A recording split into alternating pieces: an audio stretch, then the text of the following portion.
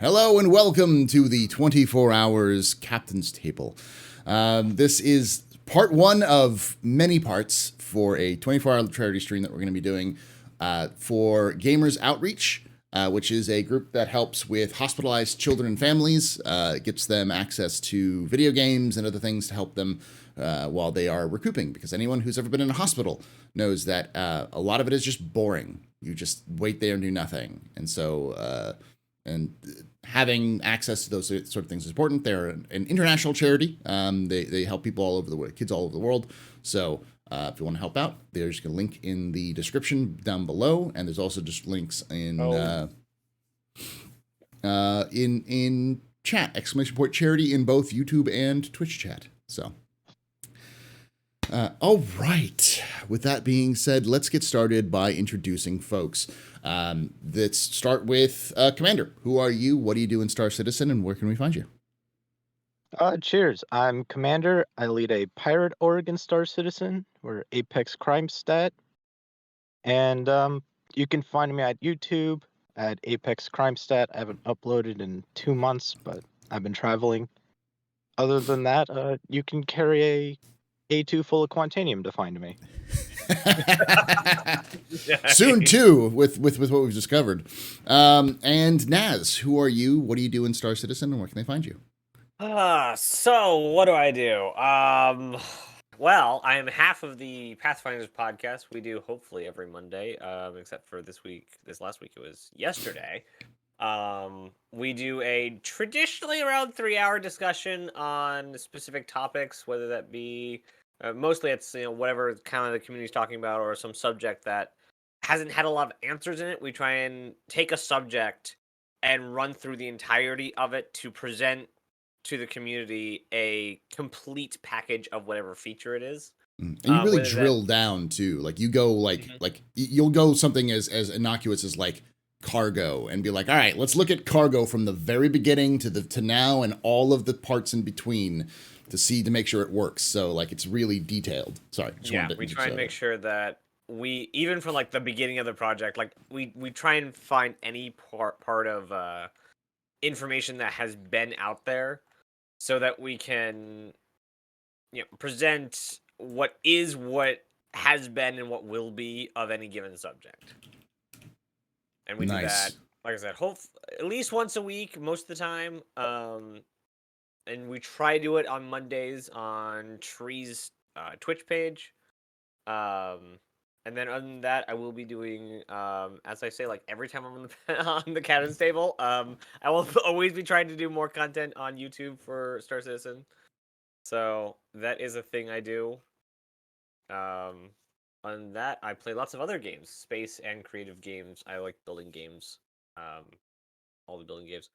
And I've been doing Star Citizen stuff since 2014. 2014. Around, yeah. Nice. So I'm happy. It's here. It's a thing.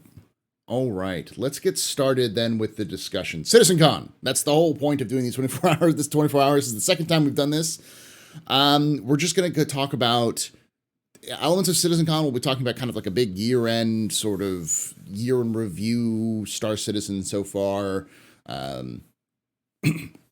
So since you were the last person to introduce yourself, Naz, what were the highlights? Just let's pull out some of the highlights from CitizenCon for you. You can be as long-winded or as brief as possible. I know you're running on 3 hours of sleep.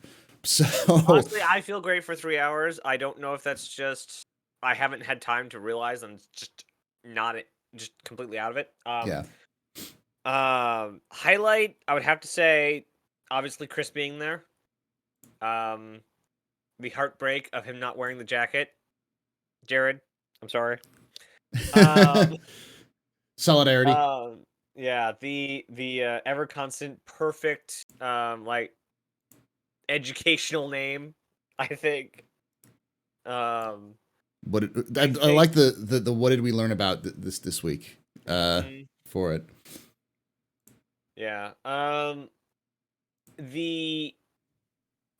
think one of my highlights would be one of the themes of CitizenCon this year was, hey, our way we were doing things before, we're trying to feature quarterly release date, feature quarterly release date was wrong. We're sorry. Now that we're doing it better, we can do things better. Whether that be giving underground facilities enough time to actually become what they wanted to become, or focusing Squadron first to get feature sets done in a way that is holistic and proper when game developing. The kind of like underscored theme was the way of tier 1 quarterly release out the door, and then on to the next feature that needs to be different because no one's going to wait around for this feature to mature, was wrong. So I did like that. I'm a sucker for all things concept art, so every time they showed concept art, I was basically drooling. We got Steve. I'm happy about Steve. I'm happy about my micro. I keep wanting to call it Galaxy. It's not Galaxy. It's Genesis. My Micro Genesis that has come out as concept. I hope they fast track that one pretty soon. I think those are the highlights. There was definitely some meh. The first panel was definitely the meh. Like I said exactly what it was going to be 2 weeks ago, and it's exactly what it was, and it was completely not interesting. Like they could have done the entire panel of the first panel in a 10 to 15 minute just sizzle reel like they did at the end of the presentation. They could have had the entire video be that, and it have more impact. Meh. I would disagree slightly, because I think him explaining like what they have and haven't done helps us a little bit in understanding like where they're at right now. Like, for instance, they didn't even see Pyro 5, which is the gas giant. So it's like they still haven't done the gas giant, and they've done 1 moon out of I think 3 plus Pyro 4. For Pyro 5, and then even Pyro 1 is even like none of them are fully complete. They still have a bunch of like things they got to work out. This is before they even added like outposts and such. So it's still like I was under the impression that it was really done. Like they had finished the planets. They're not. They're still working on them. So Naz is still a tad low in the volume. Okay, let me fix that real quick. Naz low on volume. No one has ever accused Naz of being quiet. Except for my mom.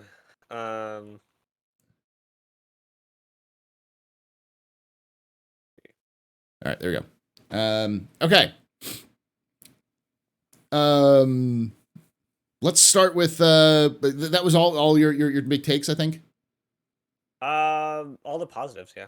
All the like highlights. All right, Commander, your highlights, the highs and lows of what you pulled out from, or just to the highlights, the highs that you pulled out from CitizenCon that you watched. Yeah, sure. Obviously, the Spirit line of Crusader ships was sexy. I regret that I own 2 of them already. But for the highlights, I think the Lorville rework was really nice to see, especially when they added the nice little comment of taking away the no-fly zones. So I want to kill people inside the city, like dogfighting through the skyscrapers.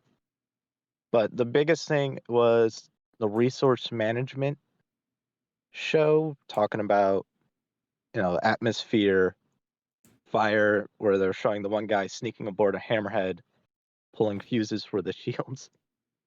All the ways that makes combat more engaging and more diverse was right up my alley. Was that it? Or anything else? Yeah, that was about it. I missed the first 2 panels, and then my wife woke up when Chris Robert was speaking, so we had to drop out from there. Wow, you missed 2 hours of conversation. It was literally 2 hours of game-changing conversation. Like they changed some pretty like foundational things in that 2 hours. I will also say that it was a 2-hour conversation that could have been 15 to 20 minutes. Tree said something similar. If they could schedule things to be nicer for people in Japan, I would have been there for the whole show. It's just watching that, if you get a chance to, at least some of the clips from it, because it's pretty good. I've been trying to cram in all the clips.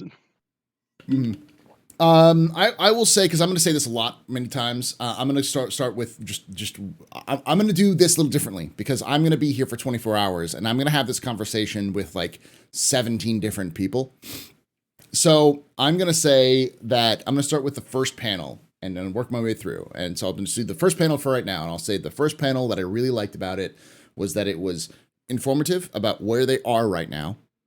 It was very intriguing to see their thought process about what they wanted to do. And it was an insane, like, compare that, their discussions and what they were showing off with that, with anything about the moons of Pyro, or any moons of like Crusader, or any of the discussions they've had in the past about like planets and moons. It is night and day. There are so much more diverse and interesting additions to landscaping in Pyro compared to Stanton.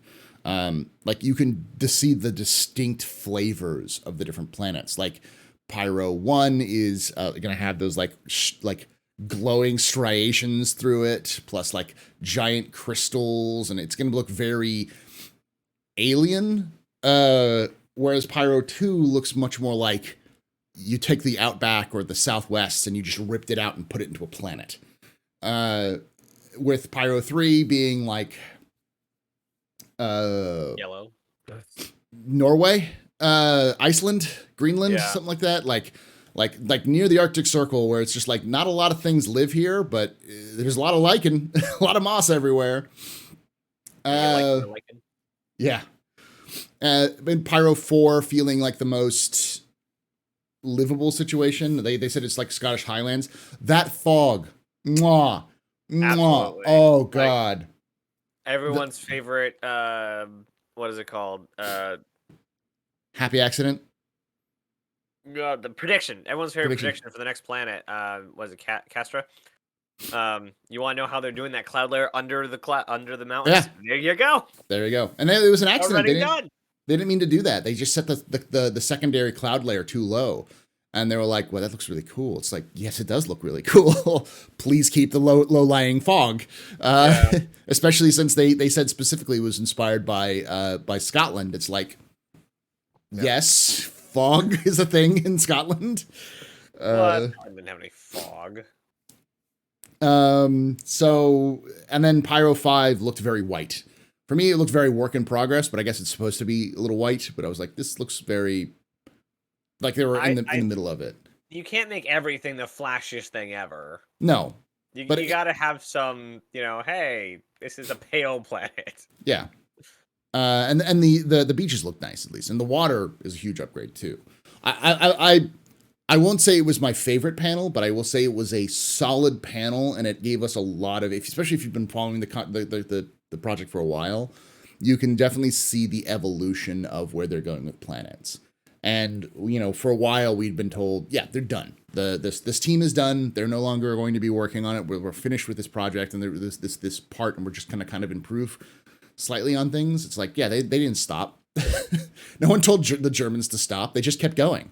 Yeah, they could have been done months ago, I think. They could have, okay, it's time to finish this up, tie it with a bow. But they have till Server Mission comes out, so they have time. So I think they're just taking the time while Server Mission is, 3-6 months out. Yeah. Because they can. So when next system they won't have as much time because Server Mission will be out and they'll have you have this amount of time to build a star system, go. Yeah. And my camera froze. Already. Oh no! This is not a good. Foreshadowing. I wish I could change my camera to gameplay. Steve is great. The new vehicle physics that I haven't been able to play with yet are amazing.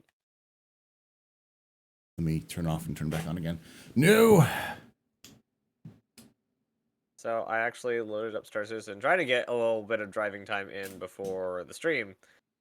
But I've just been bombing dunes here on Daymar with Steve, and I got the nice blue paint. I don't know why every time I buy a new ship now, I have to get the paint blue one? package with it. So I have all the paints now with Steve. I love the new Greycat vehicles. Like all 3 of them. That they like the rework, PTV, the STV, and the UTV. I like them all. I want them all. I want 50 of them, and I want to put them all in my Pegasus. Like, Yeah, the UTV sounds cool and very interesting. Like when I was watching it with Loken, and Loken's like, "Oh, it's just a Ute," you know. Yeah, it's a camping. It's one of those like camping vehicles and stuff like that. All right, it's the hunting vehicle. let's go with the lows. What were some of the things you were like, I am not sure about that? I have it muted. It's like, no, I need to make sure you wake up now. It's like, you're muted. How? Commander, what were things you watched? You were like, I don't know about this, or I need like not too solid about. Not much in particular. I think I'm actually okay with everything that I saw. I would say I don't have any lows. Okay. Naz, any lows? Lows. What was the last panel? Where are we at here? Hey. Last panel. Ships. I think the ship panel was probably the lowest, even though I really liked the stuff that came out of it. It seemed, and I use this term very specifically on Pathfinders, oddly absent. Empty. It's very oddly empty. Like we got a quarter's worth of releases. It wasn't the 10-year anniversary extravaganza that it could have been. It was what normally happens in a quarter of Star Citizen: a concept, a straight to flyable, and an update on the ship that's in the pipeline. Mm-hmm. That's what normally happens in a quarter of Star Citizen. Like, depending on when they want to do concept sales. Like, we get 2 to 4 of them a year. It wasn't new. Yeah. Like, the vehicle they showed was a really nice vehicle. But if you just take out what we saw, the pretty visuals, and just go with the data set, which was a new concept, a straight to viable with a straight to viable single vehicle of a family, which we have one of that's now being reworked but not yet, and a one that they're doing later, which was a weird way of doing that, not just all at once. And then more Drake Corsair pictures, which we've seen so many of. Stop showing us the Corsair, please. There are so many other ships to show. I would have been happier with BMM pictures, and I hate the BMM. I hate to say this, but I think that's all they've been working on, Naz. That's the thing. Like, there's nothing else until IAE. Well, yeah, that's what I'm saying. Oddly absent. I think everything else was just, hey, we're not doing ships here. If they're not doing ships, they should. I don't know. I guess technically they having it as a panel, I think, was a little bit disingenuous. Is all, because it was just, welcome to our quarterly releases of ship stuff. Here's our concept. Here's our release. Here's something that you all know and we've been working on. Everything else is AIE pinned. Like, they could have, for a panel, they could have said, we're going to run down with the ship pipeline director every ship that's currently in production that you know of or that we want to tell you about. That's a panel. Yeah. Not the regular, because the last part was so nice, the 2 hours of Chris, they could just drop the entire ship panel and just saved all of that for AIE. Yeah. I wouldn't have minded that. Yeah, I could see that. And I don't even know why. The longer time goes on, the more I hated the stupid vote for what manufacturer the ship is. I much rather, the thing I came up with last night was, the perfect vote for me was, what manufacturer would you like our concept artists to focus on over the next year? And you get maybe 5 concepts, not released concepts, but 5 new concepts for X manufacturer for ships. So let's say, because RSI is winning on that vote, that RSI is the one who won the vote, and so over the next year, a concept artist will work on a bunch of more than usual of RSI ships, and maybe you get 2 of them announced, and the other 3 or however many are held for release whenever they feel like releasing these concepts. Instead of this is a single ship that fits somewhere around this area, what do you want it to look like? I think it's pointless. Just come with a ship that has concept art or thumbnail. Like I don't like the idea of voting for a ship's looks or a ship type, or like they said the voting for a ship out of a lineup is pointless because they're gonna make them all anyway. Just like even 2 or 3, whenever they did the vulture vote, it was also like obviously all of these things are getting made, but if we understand that all of them are being made and we're just voting for which one do we want to see first, if they come out and say, hey, which one of these do you want to see first, and they say like maybe even give thumbnail art for all these ships and the pitches for each of these ships, like they did with the vulture vote way back when, then like at least it's upfront about it, and they could just say, hey, we just want to know which one you want us to prioritize. I just found the whole thing rather just weird and nothing burgers. Okay. Stop ranting now. No, it's cool. I got you. I got your thought. I'm just dealing with some spam stuff. Yeah, I tend to agree that it felt underwhelming compared to past ship panels they've done. It was an update rather than, it's like it's this could have been an email kind of situation. Yep. So I mean, even if we take last year's ship panel, it was let's go through every single room, every single inch of what we have done with the BMM. Let's go through every design doc of the 400i. What else did they show off? They showed off a good amount of stuff last year for ships, because they ran through like everything that was there to show for ships that is announced, and they showed the 400i as the new concept, which was their straight to flyable as well. So okay. Yeah. I will say, because I'm going to go through this a lot, so I'm going to say what I didn't like about the first panel is we didn't get any updates. I think, Naz, your point about the whole this could have just been a sizzle reel is valid. There's a lot of like, it was nice to have those updates and have them walk through, but also the average person doesn't care. The average backer just doesn't care. Look at this pretty, this is cool, move on,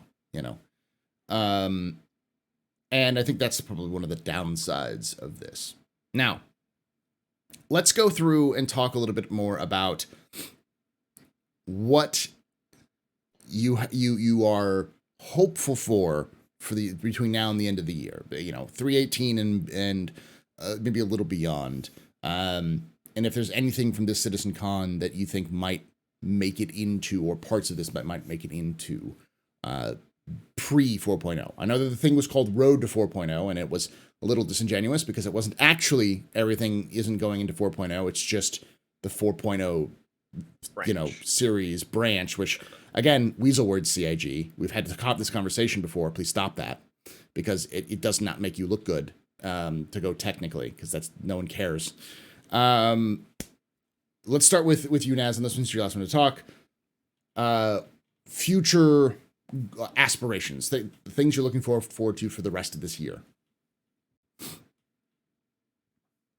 I'm not sure anything except for obviously Steve's out and the Corsairs in 318. I don't know if anything substantial is coming in from that. Like, well, I mean, in general, it doesn't have to be with like CitizenCon stuff specifically. Just in general. Oh, okay. So just leave CitizenCon aside, and what is your thoughts for the rest of this year? So Jared Soft confirmed for sure that the cargo refactor's in 318. You can all sit down now. Yeah. He tweeted, it's like, hey, we'll be talking about that when we start back up ISC. We shouldn't get to it this one, okay? Hold. So yes, cargo refactor's in. So just relax. A lot of people were like, you didn't show it's not coming in, it's delayed, they've done them, they've rescoped, it's trash. It's like, oh god. And so the cargo refactor is obviously the big part of what I'm looking forward to. It's my gameplay. It's no longer the mining loop, the salvage loop, the bounty hunt. It's finally the cargo loop. Finally the cargo loop. And with that, the possibility of the whole C being useful and in game. If not useful, it's still in game. Like the whole C, I have one. It's on my account, waiting to be in game. I just can't wait to use it. I'm a fan of MISC in general. It depends on what ships are new to what is my favorite. But I really like MISC and I really like the whole C. I can't wait till other manufacturers have competitors to the whole C to kind of widen the cargo genre. So I guess the biggest thing I'm looking forward to before the end of the year is cargo. But there's like all the little things, and the one line. Actually, I'm going to pull citizencon into this. The one line about 318 and Tony Z. The one line from both of those that made it into citizencon. Oh, Tree lost his mind with that. It's like, what do you mean? What is Tony trying to cram into 318? That apparently behind the scenes, Tony Z is just working out of his mind to cram in more stuff into 318 as far as simulation and economy go. So I'm just like, oh, I want to know, but at the same time, I already know. Like, we already know what he's working on. We already know what he wants to do. He's just trying to get as much of what he's already doing into 318. So I think between the whatever Tony Z's working on and cargo with the whole C is like, I know I'm like forgetting most of what's in 318 because 318 is a huge patch. It really, really is. Even after PES, like there's still a lot of other stuff in it, especially like updates and things. So I think that is my answer. Okay, Commander, your thoughts going forward with 318 and beyond, or like from now till the end of the year, things you're looking forward to. I'm going to preempt you and say, is cargo refactor a big part? Well, obviously. It is the one thing where I feel it's like one of those things where it's like cargo haulers like, yes, cargo refactor, and pirates are like, yes, cargo refactor. Oh yeah, and salvage too. So when I have to blow someone up, I'm still getting money out of them. Yeah, but cargo refactor, or you could just steal it. Well, that's what he was saying. He's saying I could steal it. And if they resist, then I can blow them up and take their stuff. Okay. So, yeah, some people don't comply. You know? Yeah. I, for one, am for both sides of cargo because it will make me do more cargo. It will make me engage with the game more. Yeah. Go ahead, Commander. What else you in general? What are you looking forward to? Oh, the cargo factor. I have to go on there because my org we have probability charts of where you place yourself to intercept trade routes and what they'll likely be carrying, which those charts have been moderately accurate. And we also have time to disable tables for a bunch of our different distortion built ships against like Starfarers and hulls and freelancers. So now being able to pick people and just turn their ships off and go in and borrow their stuff is a lot better than having to ask them politely for them to just backspace. Really excited for the Corsair. I've never been sold on that ship until they did that preview, and I'm a little tilted I wasn't able to get it off the store. But, it'll be available again. I really just want to see it. I'm impatient. I'm impatient. Okay. But all the background noise, getting Pez, server meshing, the resource management, all the stuff that's going to make it into an MMO more than just like the small servers that we have right now. Okay. Was that mostly it? Yes. Oh, All right. yeah. I agree 100% with a lot of that. I will say what I'm looking forward to is the baseline foundation. One of the things that Chris Roberts said specifically, which is interesting to me at least, is that he said that the AI won't really be introduced until 4.0 because they're waiting for server meshing to come in. And one of the things that I'm interested is to see the impact of PES on the game, because I think the PES is going to have a lot more of an impact than maybe even CIG realizes. I think they have a hope for it, but they may not fully realize how much impact the persistent entity streaming will have on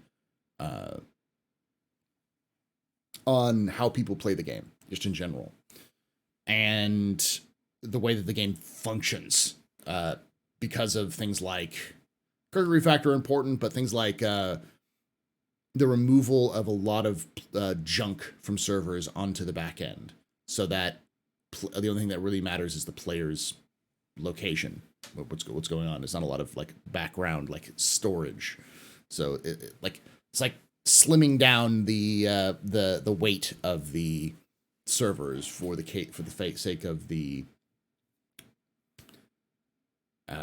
sake of the game. So hopefully that'll improve.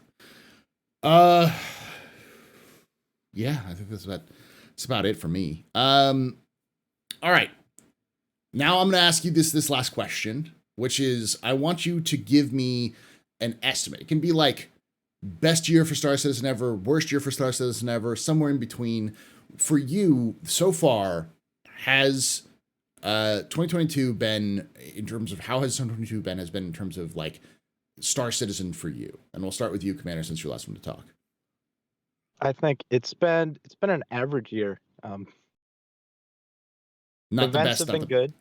Okay. Yeah, I'm not going to complain about the events, but there's most of its development has been still building out foundational tech to get the MMO within like the 300-meter target. So it's average. It's still waiting on the important stuff. Okay. Naz, your thoughts? By any metric, this has been the best so far year. I think I can echo the content we've gotten in game is not exactly like the best because they are still building the thing. But the evidence of, if you read the monthly reports, if you watch the shows, if you're in tune with what is being developed in Star Citizen, we are on the cusp of a lot of stuff. So I imagine, again, we'll go the 1 to 2 years out. A lot of stuff is going to be just dumped into Star Citizen, and not in a bad way. I'm saying like just there's so much stuff getting done, like just behind the curtain.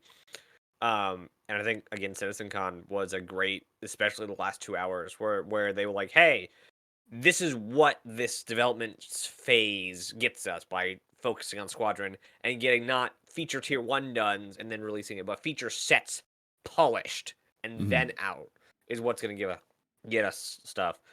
So I imagine like Squadron is very like near. No one knows how near except for CIG. And even they don't know. But that's why I said 2 years. Yeah, everyone says it's always 2 years out. Well, Scrum. It's there's a great video on Ray's guide that Ray's a Scrum guy. That he basically says the reason why Star Citizen or Squad 42 is 2 years out is that it'll always be 2 years out until they know when it's going to come out. Then they'll know it's going to come out, because that's the nature of Scrum and Agile development in general. Is you don't look beyond 2 years. 2 years is your absolute peak maximum, because you just can't really tell what's going on beyond that. So you just it's always 2 years out until it's not. Yeah. And I still think that we're gonna get some big announcement next year of Squadron. Yeah. Because like not only what they've been saying in the monthly reports, I did watch the leak video. So anyone who doesn't want, I won't say anything about it. There are legitimate story spoilers in that video. So that's just one of those. I didn't see any, but okay. You didn't see any, but it doesn't take but a couple of minutes of research to know what the what you're seeing in some of those scenes. Okay. So I'm afraid of my validity of a discussion I had on the Pathfinders a while ago about Shubin and the old Shubin. It might be dead. Shubin in the coil.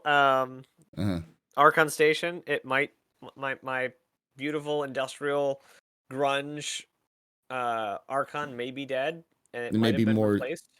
with a cleaner work. We'll see. Yeah, like I didn't see Archon in it, and I'm afraid. But like when Squadron releases, there's gonna be twice as much stuff that Star Citizen has to go into Star Citizen. Mm-hmm. Like once they are finished polishing. So when Squadron goes gold, a lot of the stuff that they're working on, the flight model, the actor feature stuff, a lot of the very Squadron specific stuff that they're tailoring, that they're honing in Squadron. Once Squadron goes gold, they now have the time to bring that all into Star Citizen.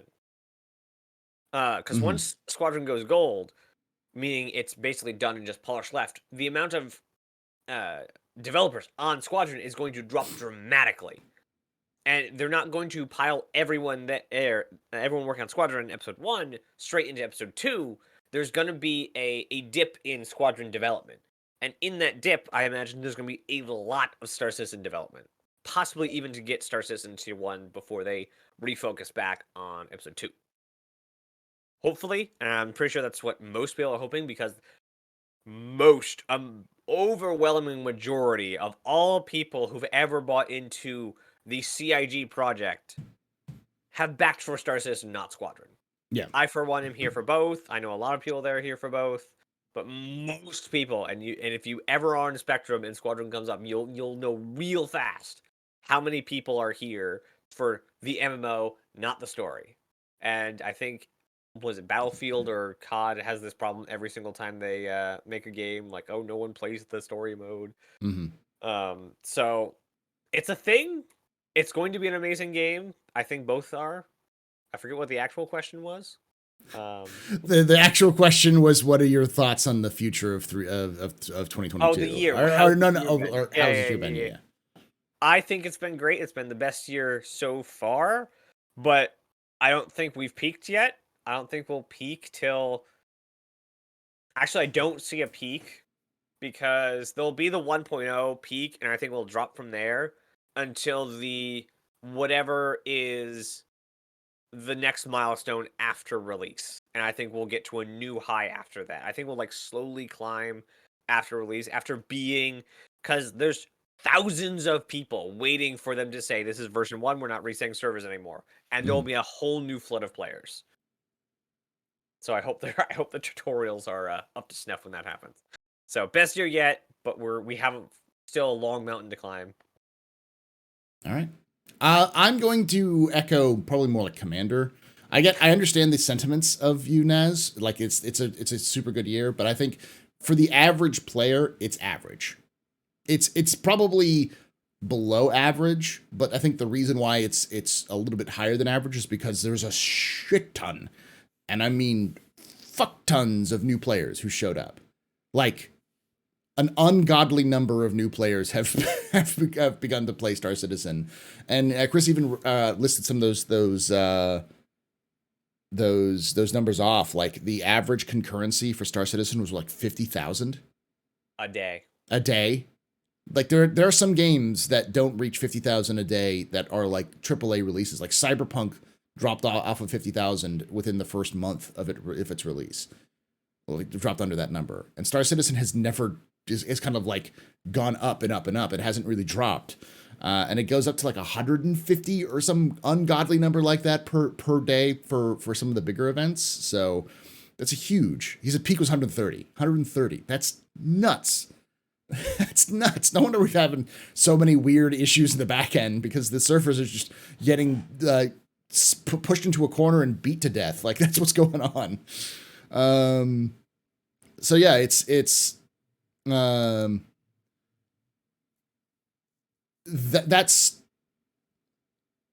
insane. And I think that if that alone deserves it to be a better year than previous years. But I think Commander is right in the sense that in terms of actual functional gameplay, good events, are neat events, some editions, 318 may improve it a little bit, but I am not counting my I'm not counting on 318 being a huge hurrah to the end of the year. I think it's going to be an average end to an average year, which isn't bad.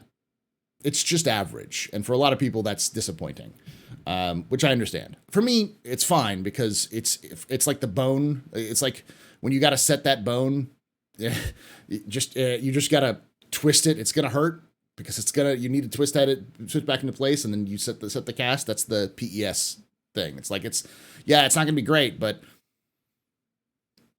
it's done. It's no longer needing to be, we don't need to invent a brand new system for persistence. They have that system in place, which is nice. But yeah, let's, with that all being said, I think we're going to wrap this up. It's about 40 minutes, almost good. So if, as always, I do want to hear y'all's comments on this video after the fact. There is a 24-hour version of this video where that's just me live streaming it to Twitch and YouTube. It's on YouTube under the Captain's Table tags. And we are raising money for charity, as I said. And I do want to thank a couple people who've already donated money for charity, which are Ruben Saris, Ferrister, and Slyfi. Ruben gave $5, Ferrister gave $20, and Slyfi gave $100. So we're now up to $125. Goal is $1,000 to start, so hopefully we can get more than that. And I do want to thank Commander and Nazarus for joining us. We're going to be rolling into the question and answer session. If you are watching this on Twitch, and only Twitch, because this is where you can get the questions, go into Twitch. You can ask questions using our little question system, and we will answer your questions as best we can. There is a time limit, though, so I may have to drop some questions just because we have to be done by like an hour and 20 minutes, because that's when the next cast is rolling in. So and I need to leave immediately. Yeah. So with that all, like I say every time, again, thank you, Commander. Thank you, Naz. Check out Apex Crime Stat. Make sure you check out the Pathfinders podcast and Nazarus YT on Twitch and Nazarus on YouTube. Mostly YouTube, but yeah. Mostly YouTube. And like I say every time, hope to see you someday in the black.